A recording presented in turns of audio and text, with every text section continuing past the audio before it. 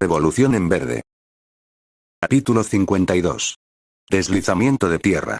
Yosetsu estaba increíblemente cansado, quizás más que nunca. Músculos que ni siquiera sabía que tenía le dolían, y la cabeza le daba vueltas. Además, se veía obligado a usar su don cada vez más, a pesar de su creciente agotamiento. Donde Uraraka sentía náuseas o Pony empezaba a sangrar por los cuernos, el principal síntoma de agotamiento de Yosetsu era que sus pensamientos se ralentizaban y se volvían pegajosos, por decirlo de alguna manera. Le dificultaba operar. No era como si nunca hubiera trabajado su don con ahínco. El entrenamiento que había recibido de All Might aún no había logrado reconciliar al flacucho señor Yaji con la imponente figura de All Might, se había centrado en trabajar su don al máximo. Una vez en OA, All Might no solo continuó exigiéndoles el máximo, sino que Gran Torino los exigió aún más. Ahora, sin embargo, en este campamento de entrenamiento, sin las sutilezas de su currículo no heroico ni nada por el estilo, las Wild Pussycats no mostraban piedad alguna. Tras 3 largos y durísimos días de entrenamiento, Yosetsu esperaba tener un respiro a mitad de semana. Había esperado en vano. Por la mañana, había trabajado con Shiozaki, junto con Mineta, Zero y Bondo del 1B, en un entrenamiento especializado de peculiaridades. En particular, las Pussycats pensaron que ellas 5, más que cualquiera de los demás estudiantes presentes, serían fantásticas para estabilizar los restos y evitar más derrumbes. Era algo que podía aplicarse tanto a derrumbes de edificios como a deslizamientos de rocas, aunque estos últimos eran con lo que tenían que trabajar gracias a Pixie Bot. Las Pussycats se aseguraron de enfatizar que no podían simplemente estabilizar todo el montón de escombros. Otros héroes tendrían que entrar para rescatar a los civiles atrapados. En cambio, las 5 debían usar su don lo menos posible para asegurar que no se produjeran grandes derrumbes, pero que la mayoría de los escombros pudieran retirarse. Yosetsu tenía cierta ventaja en ese aspecto gracias a su formación previa a OA, centrada en el soporte estructural, pero estaba mucho más acostumbrado a construir algo nuevo que a estabilizar restos. En su formación previa, usar al máximo su don siempre era una solución fiable para cualquier pieza que no encajara con el resto de la estructura. Ahora bien, identificar qué escombros soportaban la carga y debían colocarse fue, sin duda, la parte más difícil del proceso. Mineta captó esa faceta de la tarea con sorprendente rapidez. Había un montón de rocas donde pudo estabilizar la capa exterior del dosel con solo una de sus bolas adhesivas y retirar todo lo demás de debajo. Yosetsu sentía que los demás en este ejercicio le llevaban una clara ventaja. En particular, podían aplicar sus peculiaridades directamente a las áreas estructuralmente importantes. Mientras tanto, él tenía que enviar su peculiaridad a través de cada roca y guijarro que se interpusiera entre él y lo que quería soldar. Pixie Bob había sido muy claro al decirle que no debía simplemente subirse a la cima para llegar directamente a lo importante. Esa había sido la mañana. Si todo su día hubiera sido así, Yosetsu no estaría ni de lejos tan dolorido y exhausto. Por la tarde, All Might decidió que Yosetsu era uno de los 4 estudiantes que necesitaban un poco de entrenamiento en el uso de sus dones defensivos. No estaba directamente relacionado con las operaciones de rescate, pero el entrenamiento de dones también formaba parte del campamento. All Might señaló que, en principio, él, Onenuki, Shoda y Tsuburaba eran capaces de neutralizar prácticamente cualquier ataque a distancia, aunque de diferentes maneras. Onenuki podía suavizar cualquier proyectil que impactara contra él, Tsuburaba podía generar barreras de aire para bloquear cualquier impacto, Shoda podía usar su don para anular cualquier impacto, y el propio Yosetsu podía soldar cualquier proyectil al aire para detenerlo.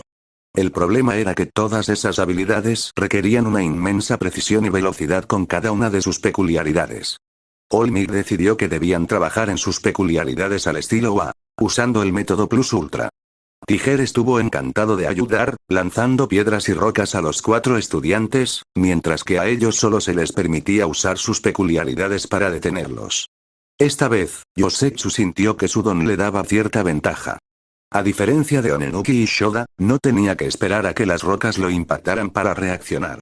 Sin embargo, soldar al aire era algo muy nuevo para él, y no era fácil ni siquiera en las mejores circunstancias. Aunque no envidiaba a Onenuki ni a Shoda, sí deseaba que su don se pareciera un poco más al de Tsuburaba. Por otro lado, Tiger le lanzaba piedras a Tsuburaba con mucha más fuerza y velocidad, de modo que recibía golpes al menos con la misma frecuencia que los demás. Así que quizás Yosetsu estaba bien donde estaba. Tras una tarde entera llevando su don al límite y recibiendo docenas de piedras, Yosetsu estaba más que listo para cenar. Sorprendentemente, cuando las dos clases regresaron al albergue principal, no había comida para preparar. Yosetsu tardó más de lo debido en asimilar todo lo que veía.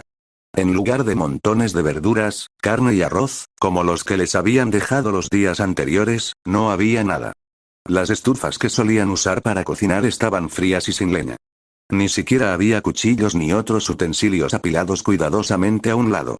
A pesar de todo, no le preocupaba que no fueran a comer. Eso se debía a que en el centro del claro donde se alzaba la cabaña, ahora había un par de enormes parrillas de gas, ya encendidas y calientes. Tras ellas se alzaba la figura alta y escuálida de Olmig, envuelto en un delantal rojo, blanco y azul.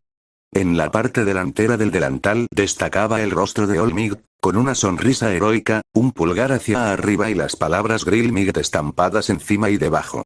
Una parrilla ya estaba repleta de todo tipo de carnes y verduras. Hamburguesas de res, salchichas, pechugas de pollo, champiñones y brochetas de todo tipo de verduras. Incluso había un pollo entero girando lentamente en un asador al fondo de la monstruosa parrilla. La otra unidad estaba cerrada, ocultando todo lo que contenía, mientras el humo ascendía lentamente de una pequeña chimenea lateral. «Aquí estoy», gritó Olmig cuando los estudiantes entraron al claro.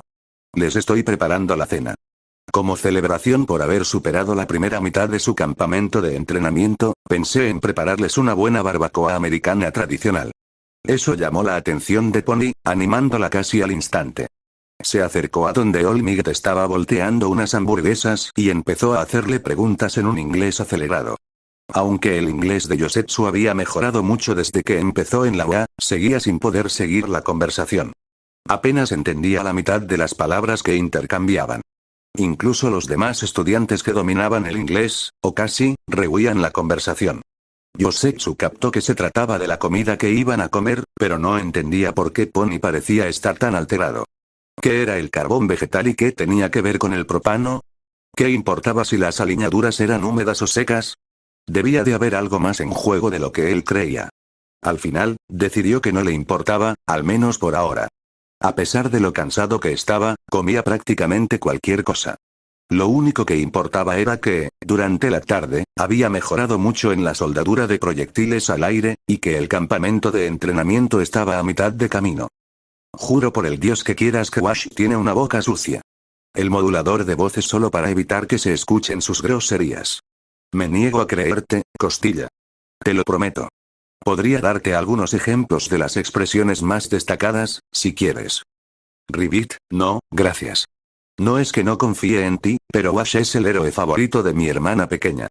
Preferiría que fueras un mentiroso a que Wash no fuera una mascota adorable.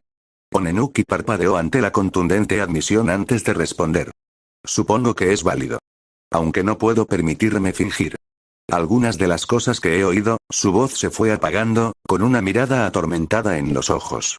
A diferencia de las cenas anteriores, donde las clases 1A y 1B estaban prácticamente separadas, esta noche todos parecían más dispuestos a integrarse.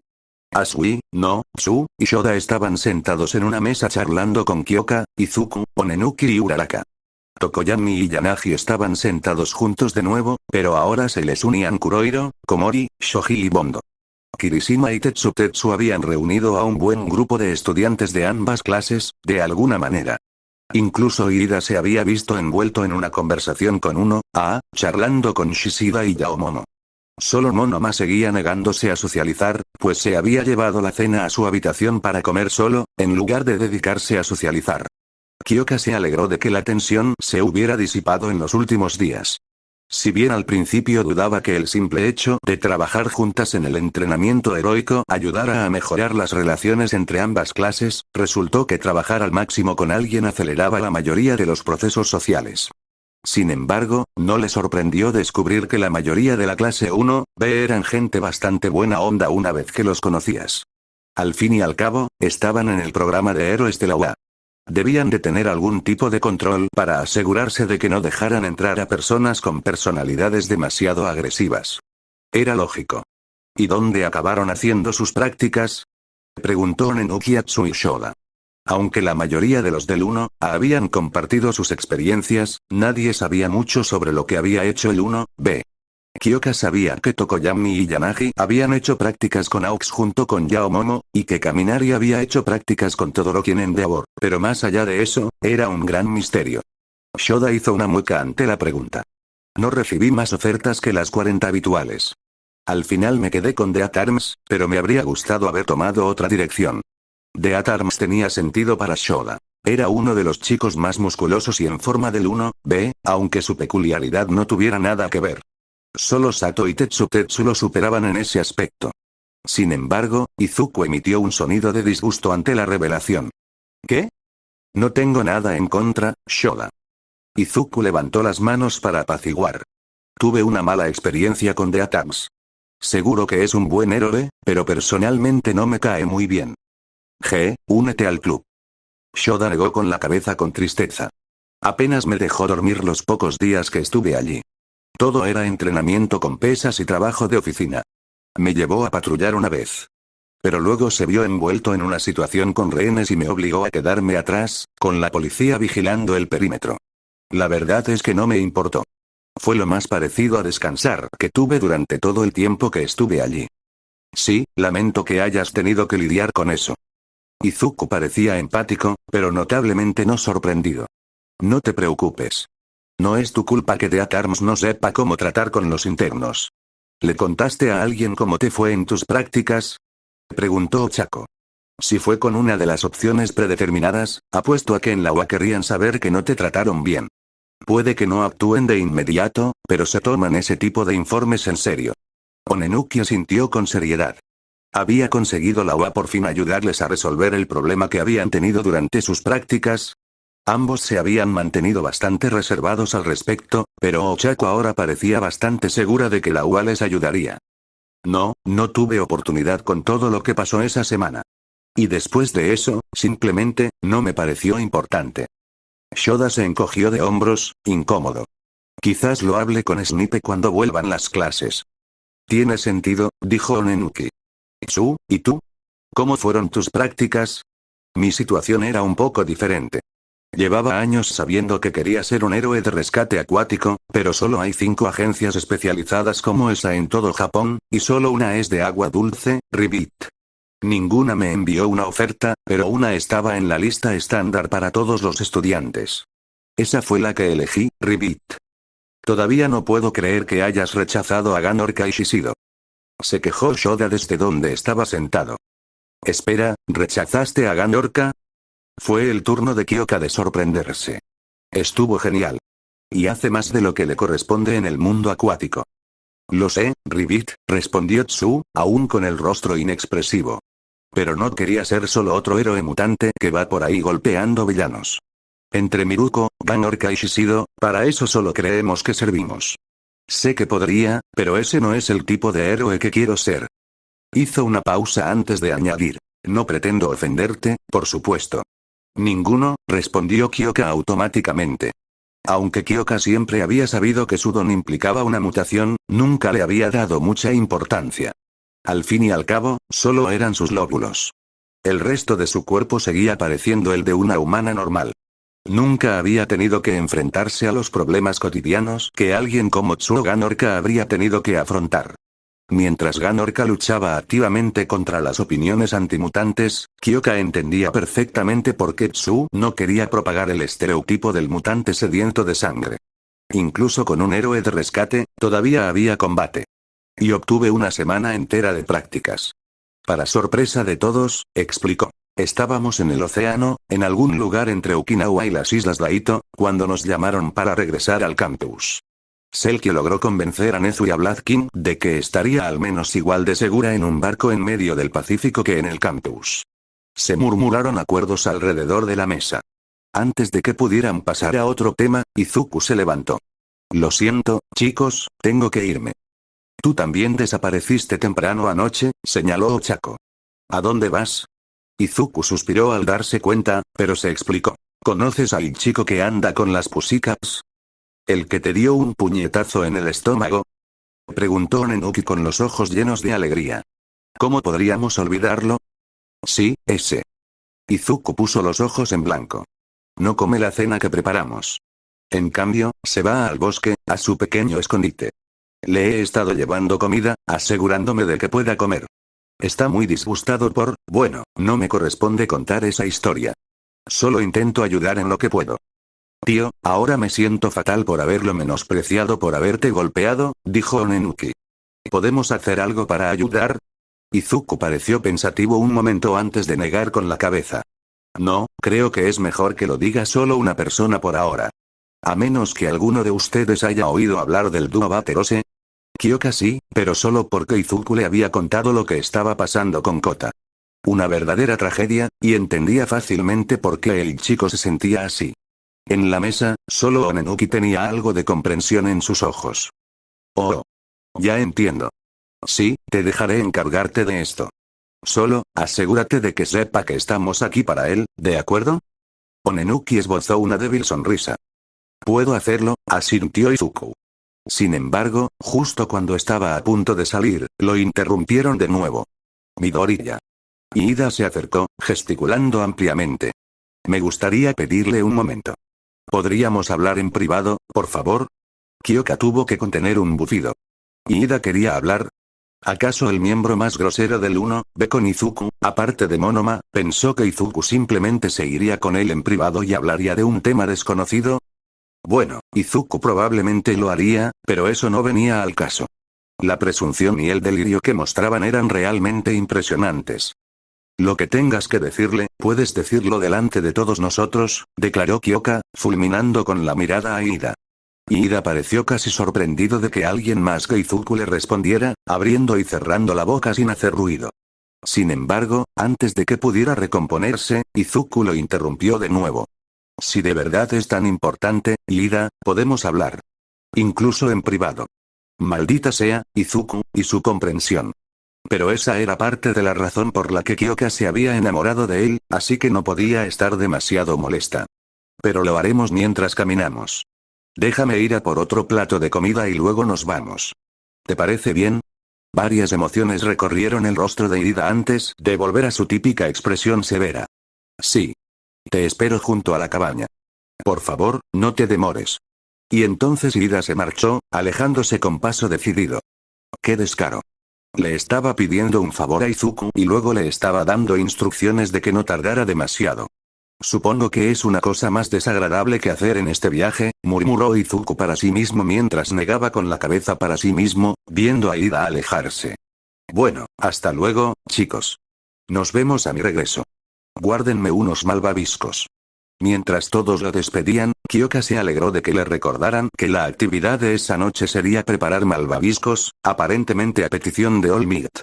Aunque había disfrutado del consuelo de Izuku durante las historias de fantasmas, después de 2 noches de actividades espeluznantes y aterradoras, estaba más que lista para algo más tranquilo. No era una caminata larga desde la cabaña de las Pussycats hasta el escondite de Kota, quizá 15 minutos en total. Pero, al mismo tiempo, no era el sendero más fácil de seguir, ya que solo lo usaban regularmente el propio Kota y Mandalay. Pixie Bob hizo lo que pudo para mantenerlo despejado, pero aún así, por suerte, era un sendero de una sola vía a través del bosque. En otras palabras, no era el entorno ideal para una conversación, ya que una persona tendría que hablar por encima del hombro o lejos de su pareja. Sin embargo, esa era parte de la razón por la que Izuku había decidido conversar mientras caminaba. En parte era pura utilidad. Necesitaba llevar la comida a Kota y no quería que la conversación de Ida se interpusiera. En parte, sentía que, sin importar el tema, era probable que no fuera una conversación fácil. Tener una excusa para no mirar a Ida podría facilitarlo un poco. Lo que Izuku no contaba era que Ida decidiera no hablar durante los primeros 5 minutos de la caminata. Por alguna extraña razón, Izuku había asumido que si era tan importante para Ida hablar con él en privado, de hecho, ya sabes, hablaría. Sin embargo, eso no significaba que estuvieran rodeados de silencio. Mientras que Izuku se había acostumbrado bastante a este sendero en los últimos días y se movía por él con cierta gracia, Ida se movía con la misma discreción de siempre. En un sendero sinuoso de una sola vía a través del seco bosque de verano, hacía más ruido del que le correspondía. Justo cuando Izuku estaba a punto de preguntarle a Irida si realmente quería hablar o simplemente seguirlo por el bosque, fue cuando este decidió detenerse en medio del camino.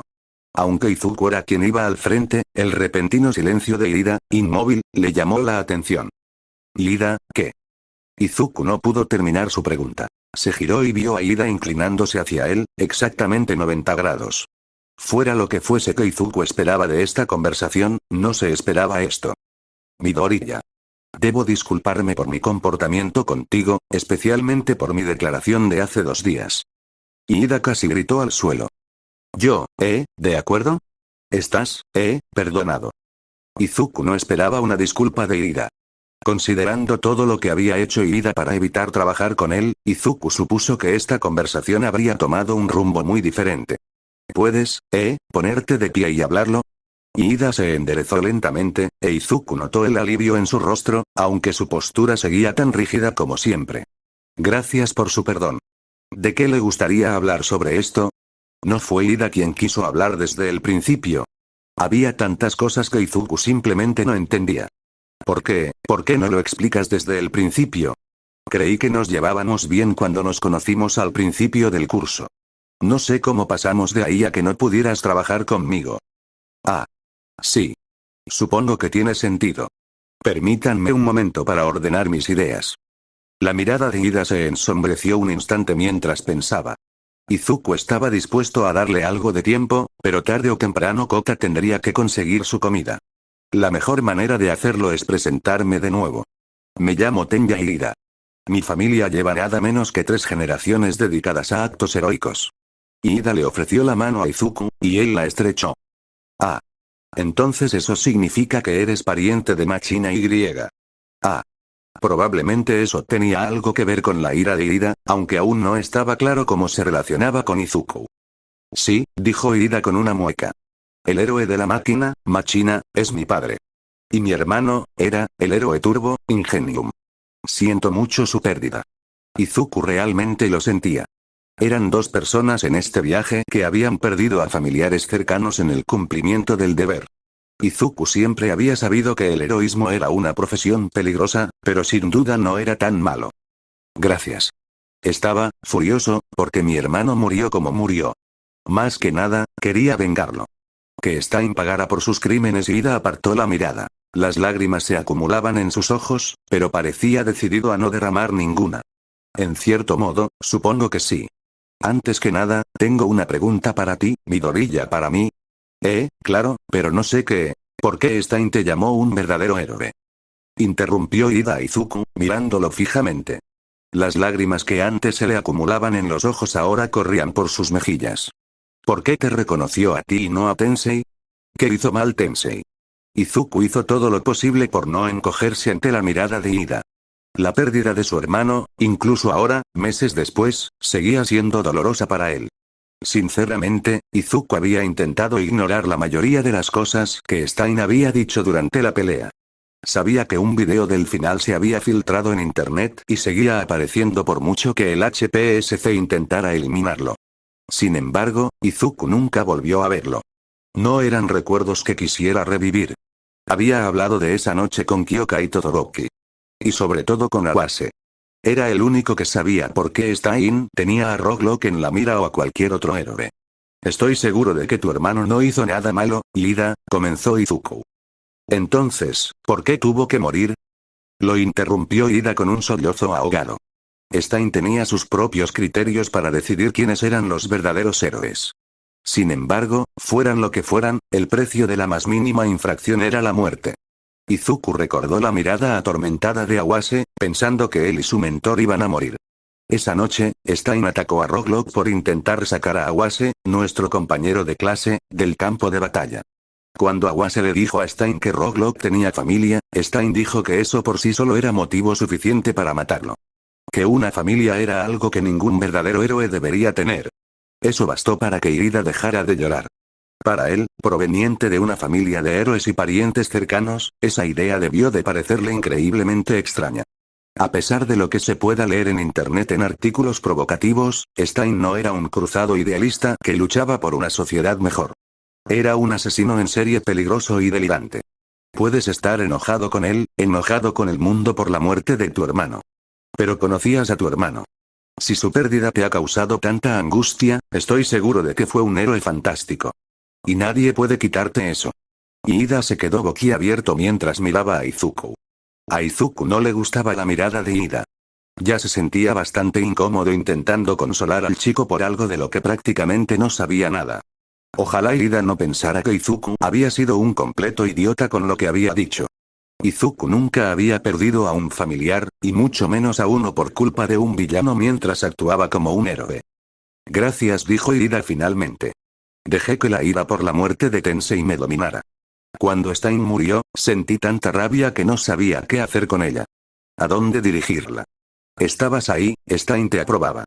Supongo que fue suficiente. Izuku tragó saliva. No era la peor lógica del mundo. Sobre todo considerando que fue su culpa que Black King muriera y que Olmig tuviera que retirarse poco después. Izuku apenas podía perdonarse por ninguna de las dos cosas. Para alguien que ya estaba nervioso por la muerte de su hermano, podía entenderlo. Pero ahora entiendo por qué Olmig te eligió como su sucesor. Ida se irguió con el puño cerrado. Así que espero que me des la oportunidad de restablecer nuestra relación. Me gustaría dejar atrás el pasado y empezar de nuevo. Izuku levantó las manos, agitándolas frente a su cara. Ida no hizo nada a medias, ¿verdad? Ya estás perdonado, Ida. Veamos, cómo van las cosas a partir de ahora. Claro. Fue fácil decirlo, pero la conversación se apagó casi al instante. Aún había suficiente aire incómodo entre ellos como para ahogar cualquier comunicación. Continuaron el camino hacia el escondite de Kota una vez más en silencio, aunque no tan agobiante como antes de la disculpa de Ida. Al acercarse a su destino, a Izuku se le ocurrió una idea que podría ayudar a Ida y a Kota. Ida, seguro que te preguntas a dónde voy y por qué tengo esta comida. Debo admitir que la pregunta me pasó por la cabeza, pero supongo que tienes tus razones. Le llevo comida a Kota, el sobrino de Mandalay. Le gusta acampar en su escondite de ahí adelante. Izuku señaló el acantilado frente a ellos. Había un pequeño afloramiento justo enfrente desde donde Kota vigilaba el bosque, con una cueva en el acantilado detrás. Hasta el momento, Izuku había dejado el plato en el suelo y había dejado que Kota lo tomara una vez que se fue. ¿Por qué no come con las Pussycats? ¿O con nosotras? Preguntó Ida, la pregunta obvia. ¿Estás familiarizado con el dúo de manguera de agua? Izuku respondió a la pregunta de Ida con una pregunta. Sí. Solían trabajar en estrecha colaboración con el equipo Idaten. Su fallecimiento fue un día triste para todo Japón. Bien, Ida lo sabía. Izuku no quería tener que explicarlo. No le correspondía contar esa historia. Kota era su hijo. El rostro de Ida se transformó al instante en uno de comprensión. Mandalay es su tía y su tutora permanente ahora. Ya veo. No sabía que tenían un hijo. Hablé un rato con Mandalay y lleva un rato arremetiendo contra él. He intentado comunicarme con él, pero no he tenido suerte. Izuku le ofreció el plato de comida a Ida. Quizás tú tengas más suerte. Ida miró el plato con una mueca, frunciendo el ceño. Sin embargo, al final, su expresión se transformó en una de resolución y tomó el plato de Izuku. Veré qué puedo hacer. Gracias por tu confianza, Midoriya. Mientras Ida se alejaba con paso decidido, Izuku dejó escapar un suspiro que no se había dado cuenta de que había estado conteniendo. Fue una improvisación, pero Izuku pensó que podría serles muy útil a Kota e Ida. Izuku esperó unos minutos para ver si Ida regresaba inmediatamente después de darle el plato a Kota, o si se quedaba a hablar con el chico. Después de 10 minutos sin señales de Ida, Izuku supuso que había algún tipo de conversación y esperó que fuera productiva. Sin embargo, al girarse para volver a la cabaña, un fuerte crujido resonó en el bosque. Un instante después, un dolor punzante atravesó la cabeza de Izuku, justo detrás del ojo izquierdo, tirándolo al suelo. Yaciendo en el suelo, agarrándose la cabeza, Izuku apenas percibió el estruendo que provenía del escondite de Kota. Tenya se quedó mirando el acantilado frente a él. Según Midoriya, el escondite del joven Kota estaría justo delante. El plato lleno de hamburguesas y verduras asadas seguía enfriándose en su mano, mientras Tenya se preparaba para la inminente confrontación. Tenya solo esperaba una conversación difícil esta noche y no estaba seguro de poder mantener una segunda. Pero, como decía a menudo su hermano, ser un héroe consistía en salvar la brecha entre lo que creías poder hacer y lo que realmente podías hacer. La OA estructuraba su enseñanza de forma muy similar, hasta su lema. Con eso en mente, Tenya avanzó con paso firme, esperando que sus movimientos decididos transmitieran confianza. Por supuesto, olvidó por un momento que iba a hablar con un niño de 6 años. En cuanto Tenya llegó al pequeño promontorio que servía de escondite a Kota, este lo miró de inmediato y se quedó paralizado, solo por un instante. Tenya no podía descifrar la mirada del Kota, pero sobre todo, el chico estaba sorprendido. Obviamente esperaba a Midoriya, o quizás a Mandalay. Lo que fuera que Kota sintiera, además de sorpresa, quedó rápidamente sepultado bajo una gruesa capa exterior de desdén sarcástico. ¿Qué? ¿Se cansó ese otro estúpido perdedor de traerme comida para que la ignorara? Midoriya no es un perdedor ni un tonto. Pensó que podrías ser más receptivo a recibir comida de mí. Tenya sabía, en cierto modo, que hablar como solía hacerlo no sería necesariamente la mejor manera de tratar con un niño de 6 años enfadado, pero debido al estrés de la situación, no se atrevía a hablar de otra manera. ¿Y por qué iba a aceptar comida de otro estúpido estudiante héroe? De todas formas, son todos unos imbéciles. Bueno, para empezar, conocí a tus padres. Ida respiró hondo mientras continuaba. No muy bien, la verdad, pero sí los conocí. ¿Y qué? Kota alzó la voz casi como un grito, pero apenas un poco. Estás aquí para decirme lo genial que es que hayan muerto. Lo geniales que eran por no haber estado nunca. Qué personas tan maravillosas eran a pesar de no haberlos conocido nunca. Bueno, no iba a decir eso. Solo era una pequeña mentira. De hecho, Tenya había planeado empezar el tema elogiando a los padres de Kota. Al fin y al cabo, era lo que siempre hacían por Tenya cuando hablaban de Tensei. Pero pensándolo bien, que la gente le dijera a Tenya lo orgulloso que debía estar de su hermano y lo mucho que Tensei había hecho por la comunidad siempre lo irritaba. Tenya ya era lo suficientemente mayor como para reconocer el sentimiento y apartarlo, pero seguía ahí. Kota, sin embargo, tenía 6 años. Con la muerte de sus padres aún fresca en su memoria, no era de extrañar que se enojara y molestara cuando la gente le hablaba como si fuera un adulto, asumiendo que estaría de acuerdo en que sus padres murieron por una buena causa. En el caso de Tenya, incluso reconoció que su hermano había muerto por una buena causa y aún le enojaba que lo mencionaran. Así que decidió saltarse todo eso e ir al grano. Lo que quería decir es que lo entiendo. Sí, claro, dijo Kota con desdén. Si de verdad lo entendieras, no serías un estúpido aprendiz de héroe. Apuesto a que tus padres siguen vivos, mentiroso. No me gusta que me llamen mentiroso. Kota no le daba oportunidad de explicarse, pero Tenya al menos quería intentarlo. Entonces no deberías mentir, idiota. Te aseguro que no miento. Mis padres siguen aquí, pero... Kota, una vez más, no le dio tregua a Tenya. Oh, lo siento mucho. Para ser un niño de 6 años, Kota sin duda entendía el sarcasmo, y se le notaba en la voz. ¿Así que entiendes lo que he pasado porque murió tu perro? ¿O quizás tu gato? ¿Tu querido pez dorado? No quiero oír, era mi hermano. Bramó Tenya, sobresaltándolo y obligándolo a callar. Previendo una oportunidad, Tenya se acercó unos pasos a Kota antes de dejar el plato de comida entre ambos como ofrenda de paz, y luego se sentó en el suelo. Extendió las piernas por el borde del acantilado y miró fijamente al bosque antes de volver a hablar. Mis padres eran como los tuyos, ambos héroes profesionales. Mi madre se retiró del heroísmo cuando nació mi hermano, pero se quedó en la agencia, ayudando a mi padre. Durante mucho tiempo, solo fueron ellos y mi hermano. Kota no dijo nada, pero se acercó a Ida y tomó el plato de comida. Nací 15 años después que mi hermano. Mis padres, no estaban preparados para tener otro hijo. En realidad, mi hermano me crió más que mis padres. Incluso después de que se hiciera cargo de su agencia de héroes, siempre estuve más cerca de él que de mis padres. Solicité entrar en la UA porque ahí fue donde estudió Tensei. Quería ser como él.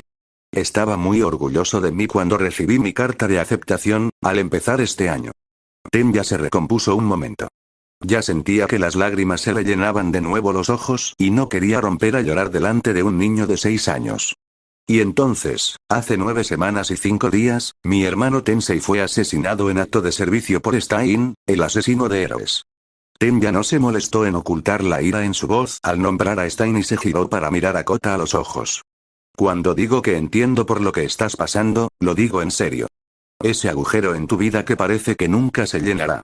La ira que no sabes dónde depositar. Esas ganas de gritar, llorar, meterte en un agujero y no salir jamás. Tensei no era mi padre, pero fue lo más parecido a un padre que tuve. Y no se lo deseo a nadie más, especialmente a alguien tan joven como tú. ¿Y entonces por qué? Kota parecía desesperado en ese momento. ¿Por qué sigues entrenando para ser un héroe? Solo vas a ir a luchar y morir contra unos villanos estúpidos y a entristecer a alguien más. Es tan estúpido. ¿Por qué eres tan estúpido? Tenya rió suavemente antes de volver a mirar el bosque. Era una buena pregunta, una con la que había lidiado durante semanas. Si Kota se la hubiera preguntado ayer, probablemente no habría tenido una buena respuesta. Sin embargo, entre su conversación con Agakure y su conversación con Midoriya, supo cuál era su respuesta, y eso era lo importante. Los héroes no son los únicos que pueden morir repentinamente. Los villanos no van a desaparecer si los héroes dejan de trabajar. Los desastres naturales ocurrirán pase lo que pase. Quiero evitar que la mayor cantidad de personas posible pase por lo que yo he pasado. Por lo que tú has pasado. Por eso sigo entrenando para ser un héroe. Tenya mantenía la mirada fija en el bosque frente a él, incapaz de girarse para mirar a Kota. Sin embargo, el silencio atónito que siguió le hizo saber que al menos le había dado algo en qué pensar. Lo que Kota iba a decir fue interrumpido por un fuerte crujido sobre ellos, seguido de un estruendo cada vez más intenso.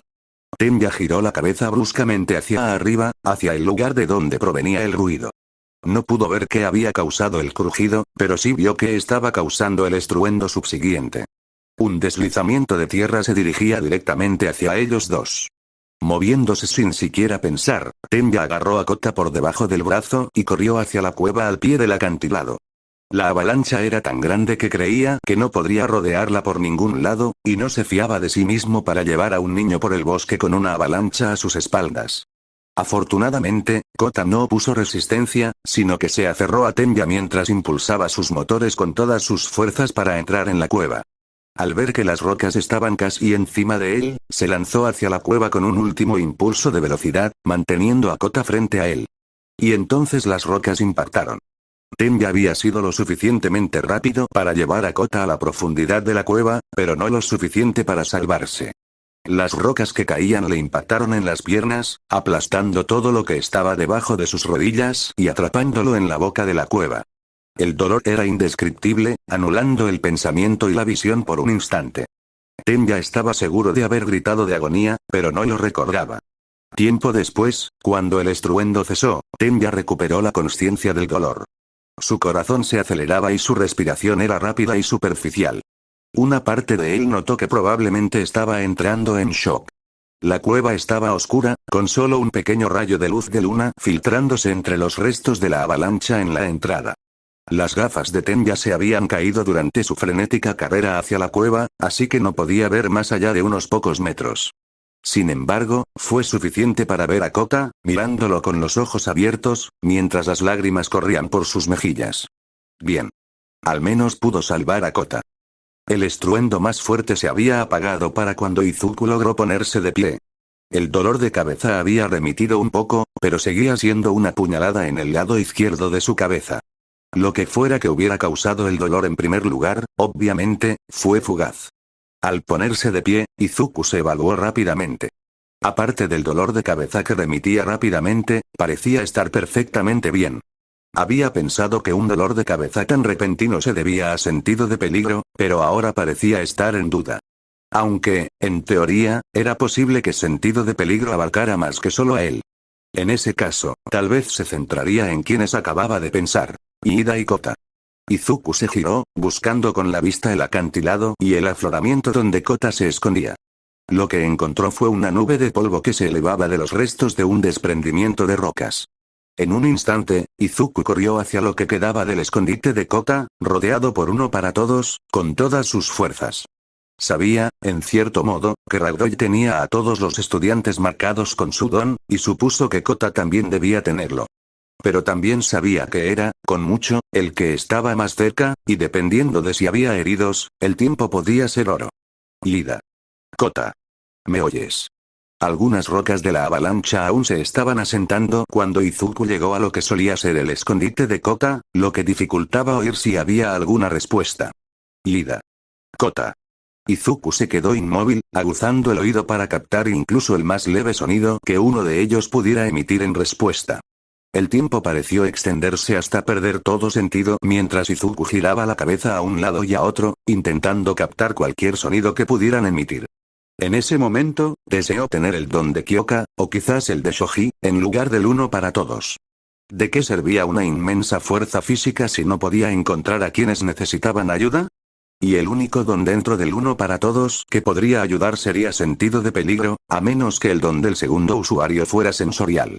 Un leve susurro en la periferia de su audición captó la atención de Izuku, y corrió hacia el lugar de donde provenía. Pequeñas rocas y guijarros se deslizaban por el acantilado con cada paso, pero poco a poco fue acercándose al lugar de donde provenía el ruido. Se oía apagado, pero podía oír la voz de Kota, gritando desde debajo de un montón de escombros. Izuku no entendía bien lo que decía el chico, pero la ausencia de respuesta de Irida le provocó una oleada de miedo. Aunque siempre cabía la posibilidad de que Irida hubiera logrado escapar del derrumbe de rocas, dada su peculiaridad, a Izuku le parecía improbable que dejara a Kota atrás por completo y no regresara a buscarlo como lo había hecho Izuku.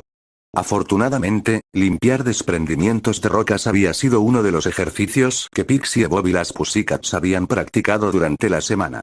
Si bien en ocasiones se pretendía replicar la limpieza de un edificio derrumbado en un entorno urbano, esto significaba que Izuku tenía bastante experiencia reciente en la limpieza de escombros rocosos.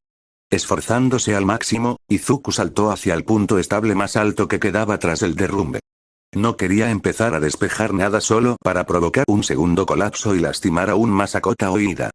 Izuku necesitaba el máximo del 18%, ya que se aseguró de lanzar las rocas lo más lejos posible a ambos lados, de nuevo para evitar más lesiones a los dos atrapados debajo.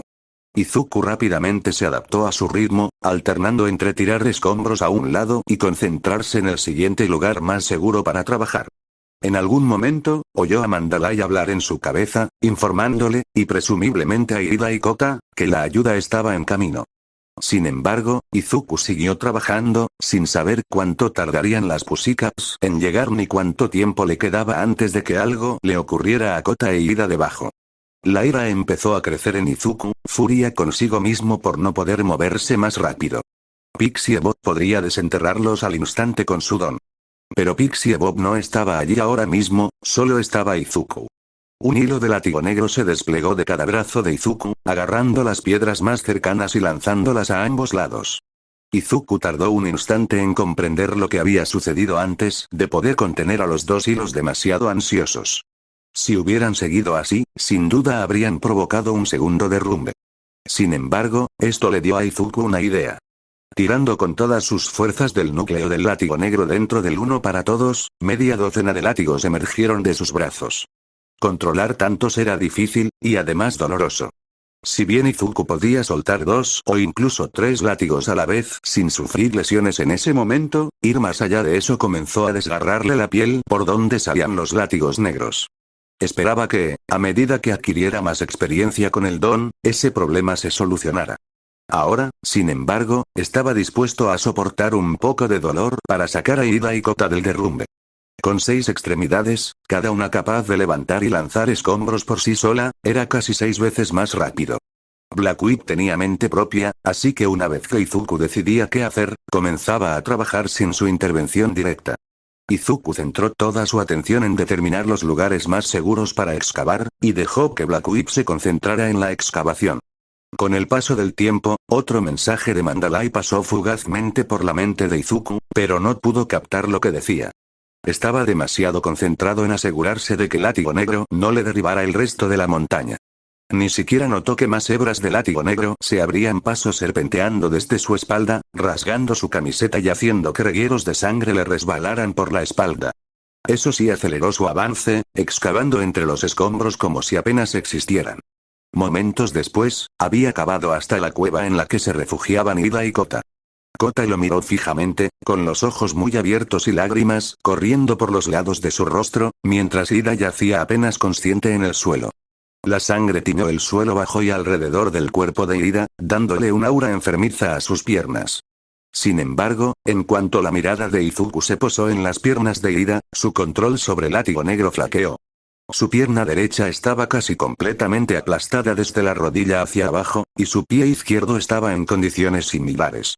Fragmentos de metal y huesos se asomaban a través de la carne pulverizada, ambos teñidos de rojo sangre. Si había alguna esperanza de que Irida volviera a caminar, y mucho menos de que volviera a ser un héroe, Izuku necesitaba atención médica ahora. Izuku se agachó con varios hilos de látigo negro, envolviendo dos de ellos alrededor de las piernas de Irida para sujetarlas, y otro alrededor de la cintura del chico para levantarlo. Un cuarto látigo agarró a Kota y lo dejó en el suelo justo delante de Izuku. ¿Estás bien? ¿Te golpeó algo? No parecía haber nada malo con Kota, pero Izuku quería asegurarse. No. Estoy bien, logró decir Kota entre sollozos. Pero Ida me salvó. Tienes que asegurarte de que esté bien. Él también puede morir. Haré todo lo que pueda, te lo prometo, respondió Izuku. Esto no pareció consolar mucho a Kota, pero tampoco empeoró las cosas. Centrando su atención en Ida por un momento, Izuku usó el látigo negro para sujetarlo a la espalda y estabilizarlo. Tendría que bastar para el viaje de vuelta a la cabaña. ¿Puedo cargarte? Será mucho más rápido si te cargo. ¿Sí? Solo llévanos de vuelta a la cabaña. Kota corrió hacia Izuku, agarrándose las piernas.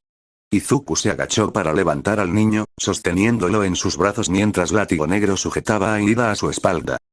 Vale, espera. Esto va a ser intenso. Izuku dejó que el One for All se descontrolara un poco, subiendo de nuevo al 18%. Ya sentía sus músculos protestar, sus huesos crujir. Pero tenía que llevar a Ida de vuelta a la cabaña lo antes posible. Izuku dejó que aún más One for All fluyera por su cuerpo, hasta el 25%. Incluso estando quieto, podía sentir la diferencia mientras la energía amenazaba con destrozarlo. Cuando Izuku se impulsó, sintió la diferencia. Un dolor que le recorría las extremidades como un rayo. Pero también notó lo rápido que era, así que continuó así. De vuelta a la cabaña de las Pussycats. Shota ya ni siquiera sabía por qué le sorprendían los desastres que les sucedían a estas dos clases. Cuando Radoy llegó corriendo para avisarles de que algo había sucedido en el bosque, en concreto a Ida, su primer pensamiento fue solo una leve sorpresa de que algo así le hubiera ocurrido a un estudiante de 1B. Y luego, por supuesto, Radoy añadió que Midoriya estaba cerca, aunque ileso. Porque, claro, su niño problemático número 1 estaría, al menos tangencialmente, relacionado con esto. Sin embargo, las Pussycats eran muy buenas en su trabajo y rápidamente determinaron que había habido un desprendimiento de rocas a unos 15 minutos del albergue. Shota supuso que lo habría oído, de no ser por el alboroto que Olmig armaba con los estudiantes mientras intentaba enseñarles a hacer s'mores al estilo americano. El hecho de que Snipe afirmara que un método completamente diferente era el verdadero estilo americano simplemente confundía las cosas. Lo único positivo fue que Shota y las Pussycats pudieron organizar rápidamente un equipo de rescate y contactar con atención médica sin angustiar a los estudiantes. El don de Radoy no les reveló exactamente qué le pasaba a Ida, pero el hecho de que estuviera entrando en shock era todo lo que necesitaban saber en ese momento. Mandalay usó su don para mantener a todos al tanto de lo que estaba sucediendo, y en cuestión de minutos, las Pussycats estaban listas para partir. Sin embargo, según Radoy, Midoriya había estado haciendo algo durante ese tiempo. Se había acercado mucho más a Ida e incluso había empezado a sufrir pequeñas lesiones. Mandalay intentó contactarlo para avisarle que no necesitaba hacer nada más y que las Pussycats estaban en camino, pero no estaba claro si Midoriya estaba escuchando. Incluso si lo fuera, pensó Shota, Midoriya era un niño lo suficientemente problemático como para seguir adelante de todos modos. Su premonición se cumplió poco después de que las Pussycats se adentraran en el bosque, pues casi inmediatamente dieron la vuelta para regresar a la cabaña. Según Radoy, los tres niños regresaban a la cabaña a una velocidad vertiginosa. Dado el estado físico de Ida, debía de ser Midoriya quien cargaba a los otros dos. Midoriya irrumpió en el claro, envuelto en una luz verde, momentos después, y por sí solo era una imagen inquietante. Shota veía sus piernas bajo los pantalones cortos magulladas y ensangrentadas, similares al estado en que se encontraba su brazo tras el examen de don a principios de semestre. Siempre había sido capaz de contenerse y controlar su don, salvo en circunstancias extraordinarias como la USG, así que debió de ser intencional.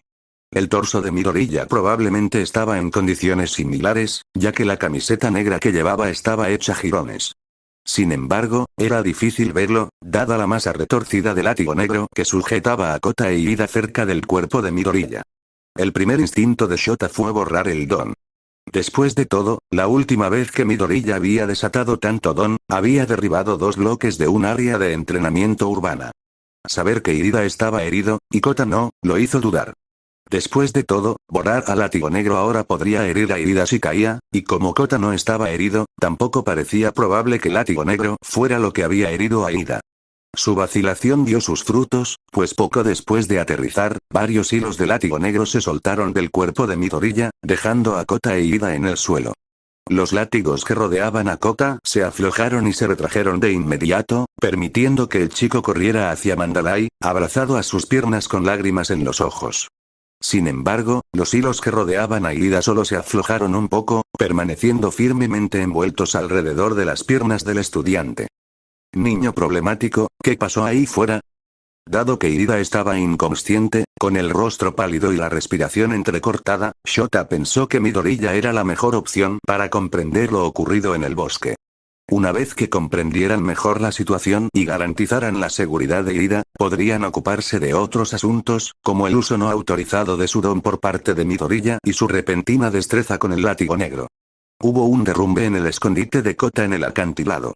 No estuve presente cuando ocurrió, pero Ida quedó atrapado en la avalancha. Sus piernas quedaron atrapadas bajo las rocas antes de que pudiera sacarlo. Estoy usando látigo negro para entablillarle las piernas y evitar que siga sangrando. El relato de Midoriya fue apresurado, entrecortado y no tan eficiente como podría ser, pero transmitió lo que Shota necesitaba saber. Tenemos un equipo de evacuación médica en camino para Ida, dijo Mandalay con autoridad, acariciando la cabeza de Kota con una mano para calmarlo.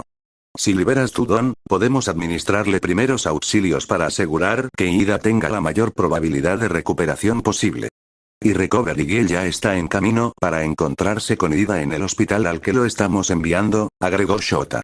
Midoriya dudó un instante más antes de desenredar las hebras de látigo negro alrededor de las piernas de Ida. Shota comprendió de inmediato por qué Midoriya había usado su don como férula. Las piernas de Ida estaban en muy mal estado, con huesos rotos asomando a través de la piel y los restos metálicos de sus motores brillando a través de la carne destrozada. Solo les quedaba esperar poder llevarlo a un hospital a tiempo para que los dones sanadores hicieran su trabajo. Un repentino silencio a sus espaldas le recordó a Shota que no estaba solo en el claro con Midoriya y las Pussycats. El resto de los de primer año seguían sentados alrededor de 2 fogatas crepitantes, con malvaviscos en brochetas en la mano, con aspecto sorprendido y preocupado por sus 2 compañeros que acababan de regresar. Muy bien, todos. All Might habló con voz alta y autoritaria, muy similar a la que tuvo como héroe durante tantos años. Necesitamos hacer espacio. Un helicóptero médico está en camino. Todos de vuelta a la cabaña. Snipe y Tiger comenzaron a ayudar al antiguo símbolo de la paz a conducir a los estudiantes de vuelta al interior, aunque más de uno intentó ver bien lo que había sucedido. Gir se quedó un buen rato junto a la hoguera, mirando a Midoriya. Por un momento, Shota temió que intentara cruzar el claro corriendo para ver cómo estaba su novio. Por suerte, una mano firme de All Might en su hombro, un saludo y una pequeña sonrisa de Midoriya la convencieron de entrar. Por otro lado, aunque Monoma accedió de buena gana a entrar en la cabaña, la mirada que le lanzó a Midoriya justo antes de desaparecer fue tan venenosa como cualquier otra que Shota hubiera visto jamás. Era decepcionante que un estudiante con tanto potencial pareciera dispuesto a echarlo todo por la borda por un pequeño rencor. También había estado preocupado por Ida y esperaba que su rencor no fuera la causa de su lesión. Quédate aquí, niño problemático, dijo Shota mientras Midoriya se escabullía. En cuanto llevemos a Ida al hospital, necesitaré una explicación más detallada de lo sucedido. Sé que ha habido fricción entre ustedes dos. Claro que la mayor parte provenía de Ida, pero Shota quería asegurarse de que nada se descontrolara. Snipe había afirmado que Ida estaba mejor después de unas clases de refuerzo, pero eso no garantizaba nada. También tendremos que revisarte las lesiones, dijo Mandalay. Las piernas de Ida se ven peor de lo que están, y casi lo tenemos listo para la evacuación médica. Tú, sin embargo, pareces haberte esforzado mucho para traerlo de vuelta. No, estoy bien, lo juro. Midoriya retrocedió un paso mientras se cubría la cara con las manos. Su argumento habría sido más convincente si no le hubiera temblado la pierna y casi cedido al retroceder. Niño problemático, gruñó Shota. No estaba de humor para tonterías abnegadas. Por suerte, Midoriya captó el mensaje y dejó que Raudoya hiciera una breve evaluación. Aunque Midoriya no lucía muy bien a simple vista, las heridas en su espalda eran superficiales y no requerían atención inmediata. Sus piernas estaban peor. Aparentemente había forzado casi todos sus músculos por el uso excesivo de su don, pero tampoco había nada que requiriera atención urgente. Mientras Pixie, Bob y Ragdoll continuaban preparando a Ida para el viaje en helicóptero al hospital más cercano, Shota se agachó junto a donde estaba sentado Midoriya, simplemente mirando a Ida. ¿Quieres contarme más sobre lo que pasó ahí fuera?, preguntó Shota. Al no responder de inmediato, Midoriya insistió. Sé que tú e Ida no se llevaban muy bien. ¿Por qué estaban ahí fuera? ¿Y cómo acabó él con Kota y tú no? Midoriya suspiró antes de empezar a hablar. Le he estado llevando comida a Kota todas las noches esta semana. Ha estado saltándose la cena para evitarnos, simplemente escondiéndose en su escondite. ¿Sabes de sus padres? Shota asintió. Era una historia triste, pero por desgracia bastante común en el heroísmo. Bueno, he estado intentando convencerlo de que no tiene por qué odiar a los héroes, pero no he conseguido ningún progreso. La cena era lo mínimo que podía hacer. Esta noche, Ida quería hablar conmigo, así que pensé que podríamos charlar de camino al escondite de Kota. Midoriya guardó silencio un par de segundos más. Justo antes de que Shota lo incitara a hablar de nuevo, continuó. Quería disculparse por su comportamiento esta semana. Me lo explicó y acepté. Creo que me contó algunas cosas en confianza, así que no puedo compartirlas, pero me explicó lo que pensaba. Basándome en algunas de esas cosas, pensé que él tendría más suerte que yo para llegar a Kota. Estaba de regreso cuando oí el desprendimiento de rocas y corrí a buscarlos a él y a Kota. ¿Por qué no fuiste con él a darle la comida a Kota? Shota tenía la sensación de saber qué tenían en común Ida y Kota, pero no quería decir nada. Yo solo, la voz de Midoriya se fue apagando, con la mirada perdida. No volvió a hablar durante un buen rato, justo cuando Shota podía oír el zumbido de un helicóptero a lo lejos. Supongo que me acabo de dar cuenta de que, puede que, no siempre sea la persona más adecuada para el trabajo. Shota no lo demostró, pero no podría haber estado más feliz de escuchar algo así de Midoriya. Dada su posición como sucesor de All Might, Shota supuso que la presión de las expectativas haría que Midoriya se pareciera cada vez más a su mentor. Ahora todo lo que tenía que hacer era intentar que esta revelación se mantuviera.